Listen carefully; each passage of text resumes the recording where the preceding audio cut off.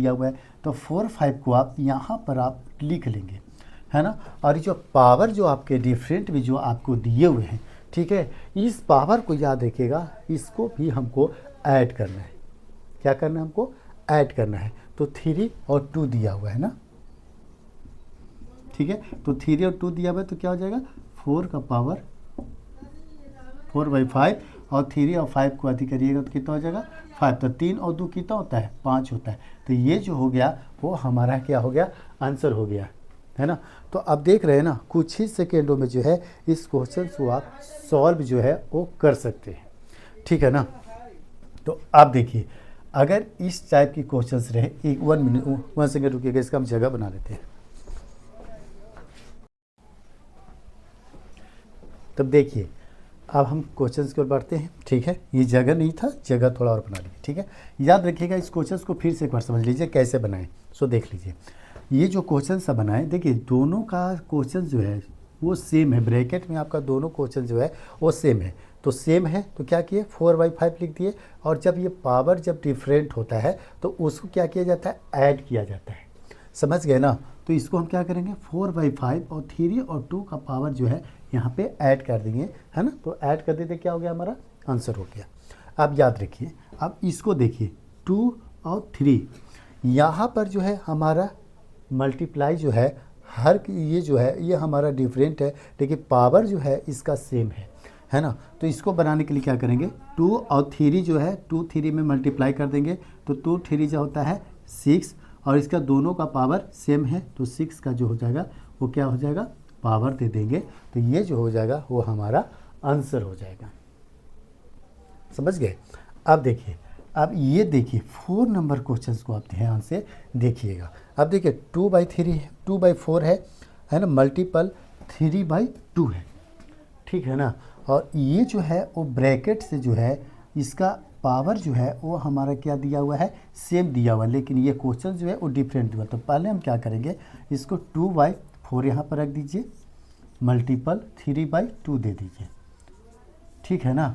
और उसके बाद ये क्वेश्चन जो कटेंगे उसको काटेंगे, और जो नहीं कटेंगे उनको छोड़ देंगे। जैसे 3 4 जो है वो नहीं कटेगा, लेकिन 2 2 जो है वो कट जाएगा, तो ये तो हट जाएंगे, है ना। तो इसका क्या हो जाएगा? 3/4, ठीक है, ब्रैकेट, और उसका पावर कितना है? सारा सेम है, 3 है, तो इसको 3 जो है आंसर पावर दे देंगे। ये जो हो जाएगा वो हमारा आंसर हो जाएगा। समझ गए? दिख रहा है कि नहीं दिख रहा है?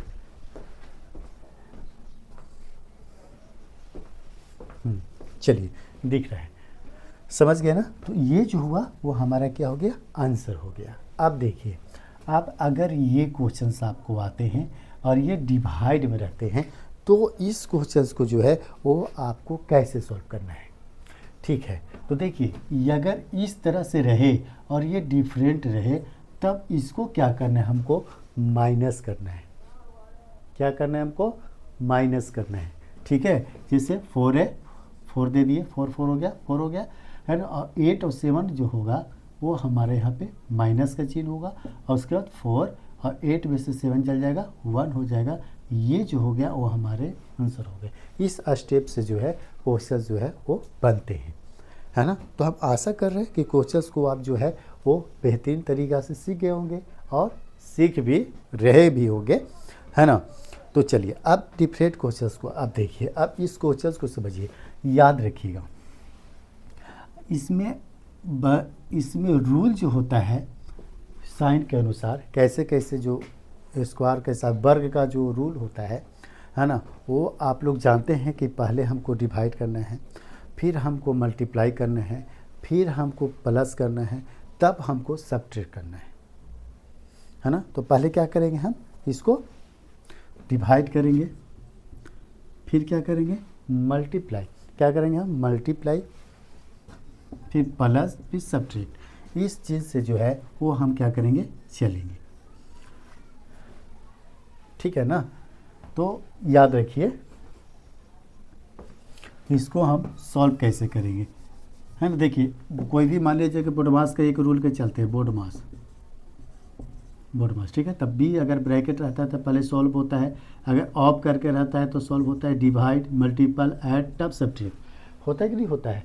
तो इसी चीज़ से जो है, चीज़ जैसे जैसे हमारा कहता है वही चीज़ से जो है वो हम क्या करेंगे, इसका काम करेंगे, ठीक है ना। तो पहले जो है 8 का जो है इसका काम करेंगे। तो याद रखिए 8 जो है वो हमको 8 7 जो है पहले तो जैसे है वैसे नोट कर लीजिए इसको, ठीक है। मल्टीपल में चिन्ह है, मल्टीपल दे दीजिए, और दोनों का ये जो है वो क्या है, सेम है। और देखिए 6 और 3 और यहाँ पर 8 7, तो जैसे हम यहाँ पे वर्क किए उसी प्रकार से यहाँ भी हमको करना है। तो 6 और 3 है ना, तो 6 में से 3 जाएगा तो क्या हो जाएगा, 3 हो जाएगा।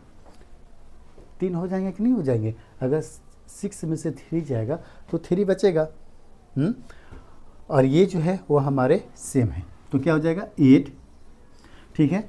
अब यह 7 और 3 है और यहाँ मल्टीपल का चिन्ह हो गया है, तो हम क्या करेंगे यहाँ पर, जब मल्टीपल का चिन्ह हो जाए और ऊपर का पावर अगर डिफरेंट हो जाए तो याद रखिएगा हमको ऐड कर देना है। क्या करना है, हमको ऐड कर देना है ना। तो 8 हो जाएगा, 7 और 3 क्या हो जाएगा, 10 हो जाएगा। तो 8 के पावर 10, ये जो हो गया हमारा आंसर हो गया। समझें?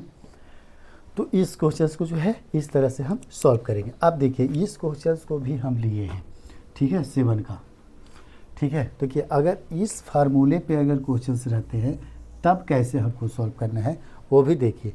ये जो है वो सेम है, ठीक है। अब इस क्वेश्चन को आपको कैसे सॉल्व करना है, तो याद रखिए ये जो इसका जो पावर है वो क्या है हमारा, डिफरेंट है। पावर जो है क्या हमारा, डिफरेंट है। और अगर डिफरेंट रहे तो क्या करना है, हमको माइनस करना है। डिफरेंट रहता है तो क्या करना हमको रहता है, माइनस करना रहता है। तो क्या कर देंगे, 8 4 -2, ठीक है ना। और क्या हो जाएगा 8 2, क्या हो गया हमारा आंसर, क्या हो गया हमारा आंसर, है ना। तो ऐसे क्वेश्चंस को जो है वो हम इस तरह से जो है वो हम सॉल्व करेंगे। समझें? तो आप इस क्वेश्चन को समझे कि नहीं समझे, तो इस तरीके से जो है क्वेश्चन को हम सॉल्व जो है वो करेंगे, है ना। और आशा कर रहे हैं कि इस क्वेश्चन को जो है वो बेहतरीन तरीके से आप सीख गए होंगे।